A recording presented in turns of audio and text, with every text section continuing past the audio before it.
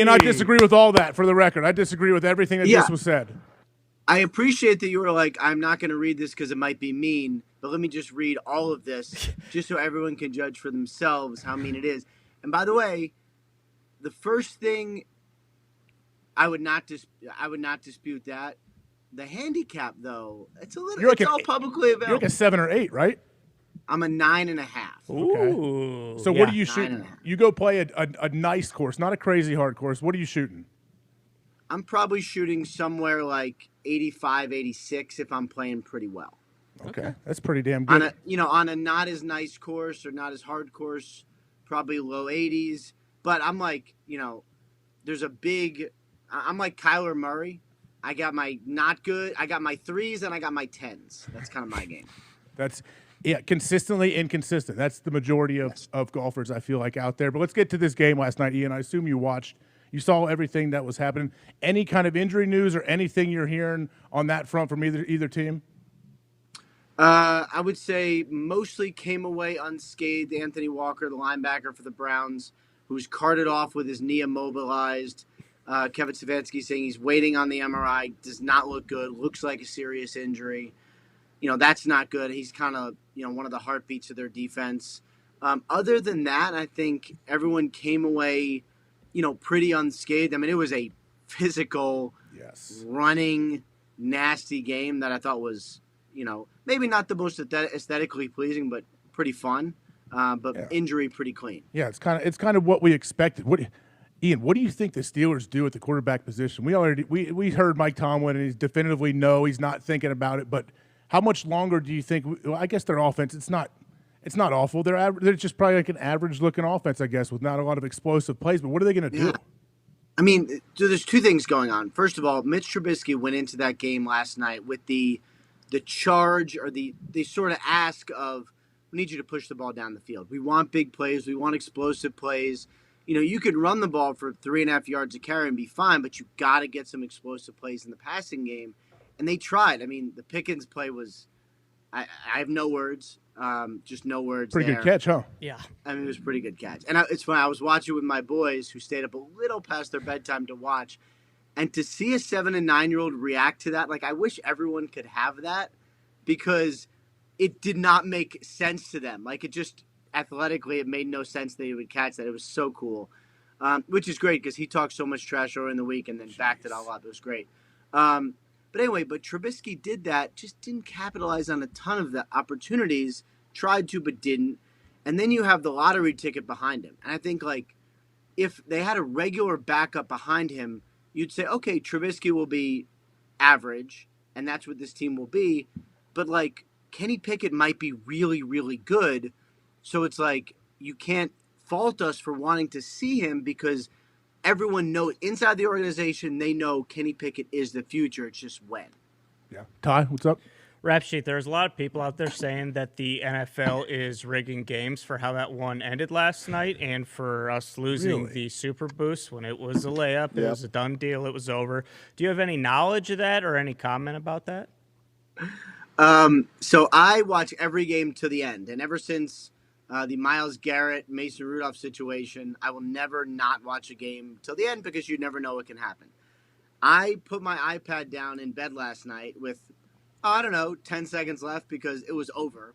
And I woke up this morning to a bunch of texts and to see Pat's video. And I'm like, what in God's name could possibly have happened in the last 7 seconds? It literally defies logic. And as you guys know, I do not gamble. Sure. Definitely not. Sure. The fact that this can happen and ruin every gambler person's night is tough. And I feel for all of you.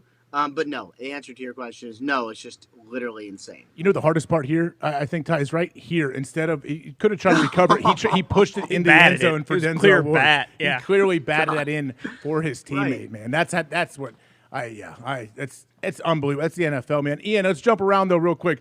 The Packers play the Bucks this weekend. I hear the Bucks seem like a lot of different guys maybe sitting out practice. Like, what's their deal as far as injuries? Yeah, not good for the Bucks. So we got Mike Evans, who we know is out. We got Chris Godwin, who has not practiced yet this week. Usually that means he's out. Julio Jones, who I thought it would be a game time decision last week. I didn't think he had a great chance of playing, but it didn't sound like he was a game time decision. It sounds like he was just out, and then didn't practice this week and was spotted kind of on like the far sidelines, not practicing today. Maybe Julio doesn't play. Seems like Russell Gage is probably going to be okay. But what I wonder is, does that mean we get Cole Beasley? I mean, he has barely practiced, but really, really talented, very smart, can jump in there and just play theoretically quickly. So, we're not going to have the frontline guys for the Bucs, but I wonder if we get, Cole Beasley and just get a real quick look at him. We'll see. What about Ravens Patriots? Lamar, there was talk about him. Is he all right? Can he throw? What's going on? Lamar's fine. Got banged in the elbow 2 plays before that 75-yard run. So didn't throw it all on Wednesday, and then threw yesterday a ton, and has assured us that on Sunday he is going to throw a lot, which I will look forward to that. Can I tell you my favorite thing about this matchup? Please do. It's Bill Belichick mentioning how much the Ravens should pay Lamar Jackson. Yes. Hell yeah. Why do you think he did that, Ian? Because he's playing chess and we're all playing, whatever, something not chess. Because Belichick absolutely has always had a full appreciation for other teams' superstars. Like he just, that he's watching film and just calling in people being, take a look at what this guy does. He always appreciates the true athletic marvels. I also think from a business sense, he probably wouldn't mind if the Ravens paid an absolute ton of money for anyone. So, I mean, I took note of that, and I thought it was pretty hilarious. Yeah, Lamar took note as well, I'm sure, and felt pretty good. What's up, Ty? Rapshi, you mentioned the Bucs. What the hell's going on in Green Bay? No receivers practice pretty much all week. Randall Cobb's sick. Who knows what's going on with Bakhtiari? Like, who's going to be available for the Packers on Sunday? Bakhtiari did practice for the second day in a row today. Hell yeah. I'm not going to come up with any prognostications on whether he'll play, but the fact that he practiced is a very good sign, at least. Receivers, we'll see who ends up. I don't have any firm information because it's hamstrings. We'll see who ends up practicing and how often or how much. We got Christian Watkins, we got Christian Watson, Sammy Watkins. That's hard to do. Yeah, both dealing with hamstrings. So I didn't get the sense any was major, but it might be a little more touch and go than you want before like a really, really big game. What about Christian McCaffrey? I know he's a little bit banged up. Is he expected to go on Sunday? And what about some of these other guys who are maybe on the edge of playing? Justin Herbert. Herbert for sure. All right, so we'll do McCaffrey first. He's going to be fine. So he missed Wednesday and then was dealing with ankle stiffness Thursday. And it sounded like everybody was annoyed at having to put him on the injury report. Like, that's the sense I got. Like, you ask people about him, they're like, ugh, he's fine, but yeah, So I think McCaffrey will be okay. Participated fully today. No injury designation. He's good to go. I would probably start him if you have him. Herbert is, I think, headed in the right direction. Like, that's a terrible injury.